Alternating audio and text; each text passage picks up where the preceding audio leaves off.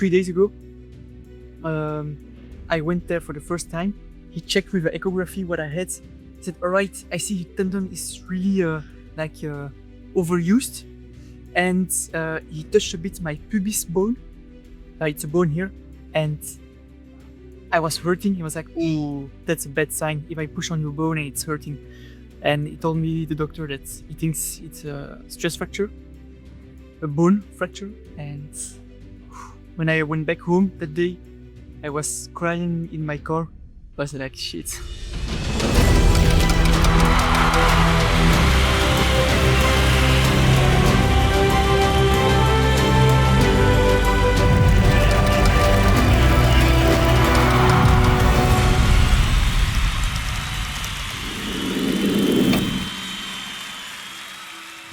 I felt something was wrong the day after a tough workout, 10 by 200 meters on the track. And the next day I felt a bit of pain into the adductor muscle. In my hip there was no alarm bell at that time because I qualify the pains as follow. Like there is muscle pain, there is tendon pain, and then there is bone pain, of course. If it's the muscle, it's fine. You just need a muscle massage, then it gets loose again and the problem is away. If it's a tendon, then the alarm bell is ringing in my head. So I thought it was just a muscle, which was the case. The muscle kept being tight for 3 weeks in a row. And when the muscle is tight for 3 weeks in a row, it starts to pull on the tendons and then the tendons get inflamed. And that's how my tendon got inflamed. I started feeling it in the pubis area, like the pubis bone. Then I thought I had a fracture in the pubis. My whole tendon area around my pubis bone is completely messed up. It started 1.5 weeks before that. I was at my physio, we tried a lot of things and it didn't go better, and so my physio told me, John, I think you should go for a scan at the hospital. That means if you go for a scan at the hospital, it means I think it's a stress fracture. I was like, oh shit, are we that far already in the injury? And if I had a stress fracture, I would not be able to be at the World Championships. Then I went there. The sports doctor did echography, ultrasound, to see if it's only the tendon or if there is also bone damage. He saw already, confirmed my tendon was messed up, and then he looked at the bone and he was like, all right. He felt on my bone and I was hurting. I was like, all right, John, I think you need a bone scan. Come back in 2 days and do the scan. And on my way back home, I was crying. I was like, shit, my world is ready to completely fall apart. And 2 days later, went for a scan. I was ready to just have a confirmation that it was a bone fracture. The sports doctor, I went already several times to him, so I know his reactions. And he had the same reaction when he was about to tell me the result than when I was injured. So I was linking that kind of emotion to injury, but his intonation was just the same, but he was there to announce that it wasn't no fracture. And then I was like, yeah. Nice. It's not a stress fracture. It is just some overbelasting in Dutch, which is called in English, not an inflammation, it's a bit worse. But I can run, and that means I can still aim for the World Championships. What a relief. There's nothing on the bone, it's only the tendon, which means I'm still in a very difficult situation for the World Championships.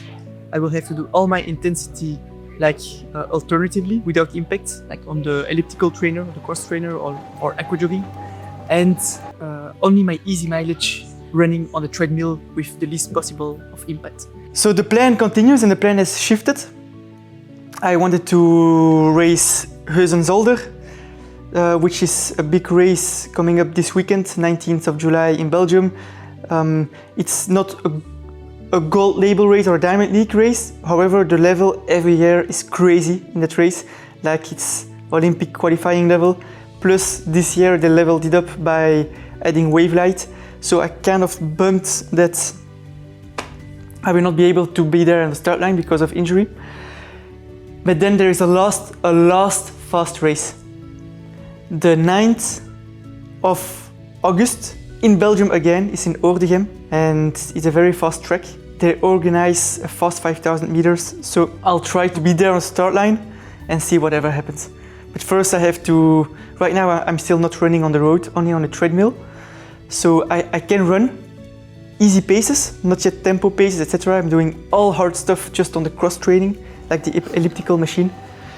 So it's still a bit of a guess whether I will be there on the start line or not. But if I will be there, then the second guess will be, am I in shape to run the world standard? So a lot of unknown. I looked at my ranking, and there's only one guy in front of me in the ranking. His name is Mike Foppen, a Dutch runner, and then everyone ran the world standard. So I'm already completely maximizing my ranking. I can only up one place. My Belgian federation requires me to be in the best 36 in the world. Even if the world's qualification standards is you have to be in the best 42. But so I am pace 32 right now. I can decrease 4 places. If I go back 4 places, I'm completely fucked.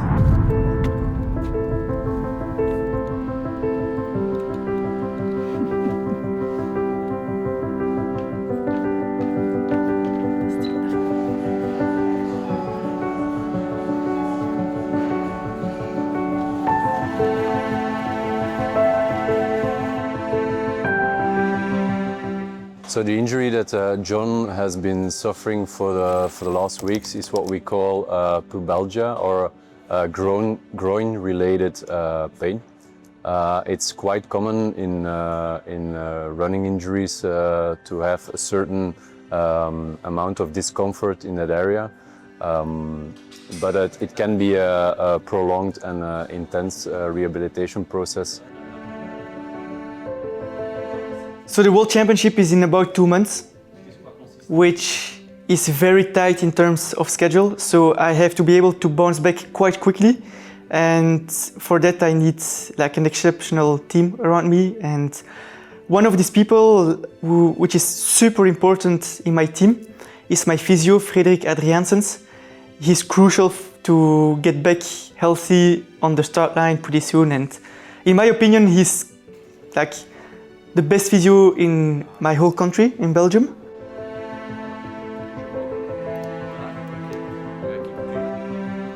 You have 2 different options. You can be reactive. Reactive means there's a discomfort, there's a pain, and you try to resolve it as quickly as possible. That's reactive treatment. You try to solve things or enhance the healing process, what happened.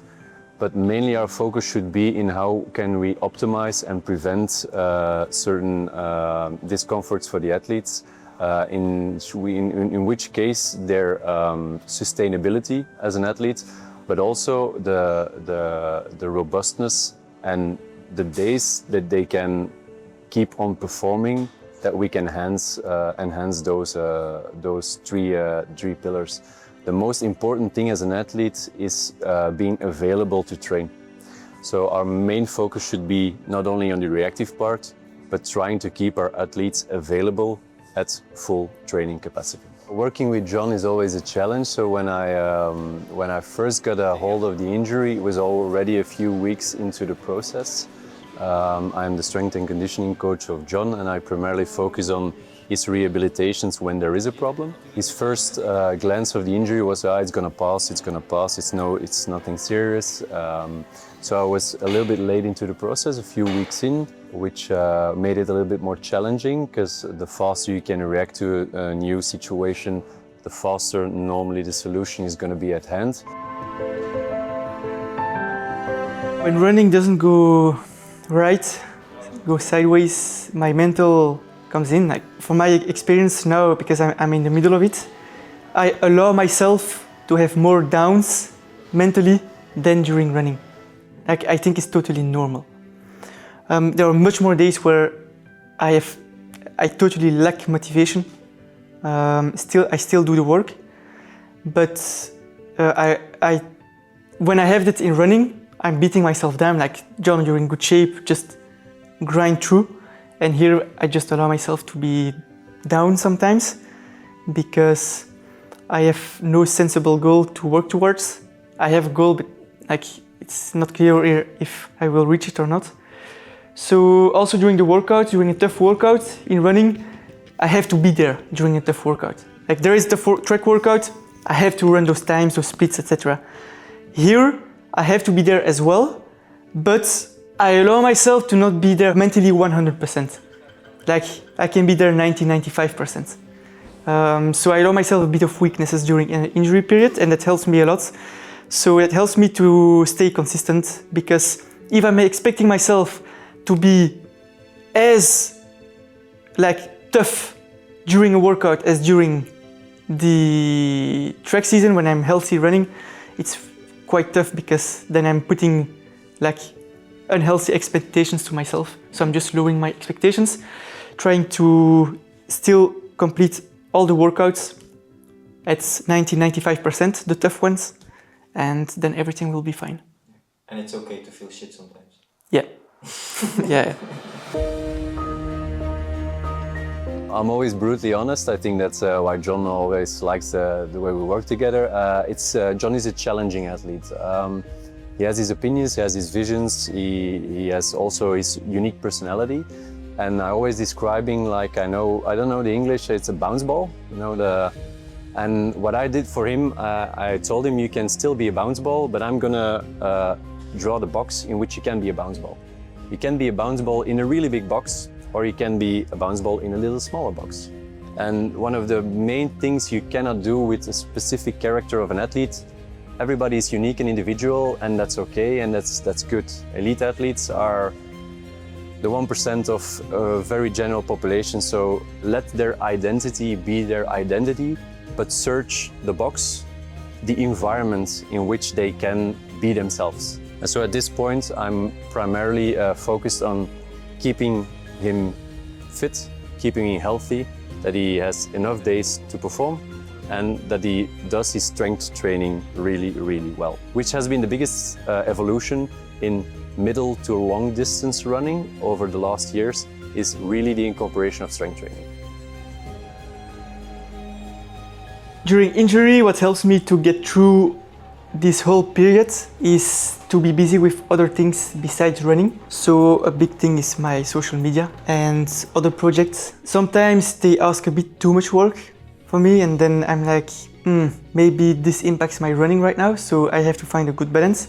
But then other time they're a big present, like right now, because between trainings, if I had nothing else than running in my life, I would constantly have thoughts of shit. Will I get to the World Championship, etc. Right now, between the trainings, my thoughts are not anymore on running and my injury. My thoughts are on my social media and other things besides it. It helps me to cope much more with this with injury. Every failure is a moment, is an opportunity to grow, and I have been aware now since my injury how fragile my income streams are, because until today a lot of my income is coming from my sports federation or my government, and this all falls away completely if I don't end up 14th place at the World Championship. So I don't only have to qualify, but I have to be in the best shape in my life to make it into the world final and end up 14th in the world. If I don't make it, my contract ends with my government and my federation. And the same with shoe brands. If I don't make such a team, I think I don't have a sponsor right now, but there are cuts into the contract. Your contract can decrease maybe 50% or 25%, which is a lot. And I had a big realization of, wow, man, shit. If I'm still a professional athlete now for 10 years and going on the marathon, etc., I cannot live with that uncertainty. It would be too much stress. If right now I'm only like, I have no child, but in I don't know how many years I will have child, and having this uncertainty would just completely eat me inside. So I'm lucky to have these projects like social media, etc., which after so many years now of grinding on the social media, it's I'm starting to reaping the rewards from it, where I start to get sometimes pretty good income. Still, it's social media, so it's quite volatile. But I'm sure if I keep going like that, in a couple of years, it will be not amazing. I will not never become rich from it, but I will have like a good stable income from social media. Everything else can fall away, and I will still be able to have a good income from social media, and that's my goal, because the main interest of brands sponsoring me through social media, not all of them, but most of them, is just getting eyeballs. That's all. And eyeballs through an athlete who is an Olympic athlete. And I have this tag already on me. Now that I finish 14th at the World Championship or that last, sometimes they don't care. They just want an athlete that goes on World Championship, Olympic qualifications, etc. So yeah, social media helps me a lot for my income and to put off my thoughts from injury.